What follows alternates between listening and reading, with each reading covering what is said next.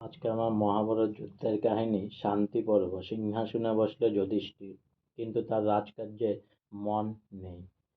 আহার রুচি নেই, মুখে বাক্য নেই। স্বজন বিয়োগ ব্যথায় তিনি অত্যন্ত কাতর ও মহাহত অবস্থায় দিনাতিপাত করতে লাগলেন। তখন ব্যাসদেব এসে নানা উপদেশ দিয়ে তাকে সুস্থির করলেন। ভীষ্মদেব তখনও শরশয্যায় শায়িত রয়েছেন।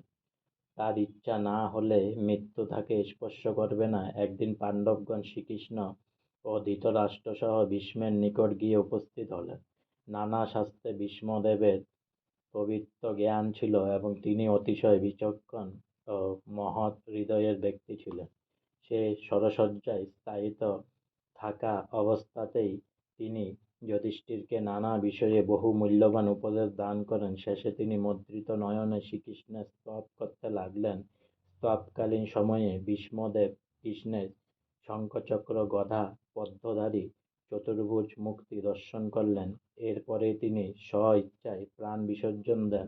স্বর্গ হতে দেবতাগণ তার মরদেহের উপর অকাতরে পুষ্প বৃষ্টি করলেন এবং দিব্যরথ পাঠিয়ে দিয়ে তার দিব্য দেহকে স্বর্গে নিয়ে গেলেন। আজকে আমার শ্রী মহাভারতের যুদ্ধের কাহিনী এখানেই সমাপ্ত হলো। তাই অনেক অনেক সাবস্ক্রাইব করুন, অনেক অনেক লাইক করুন আমার চ্যানেলটি প্লিজ।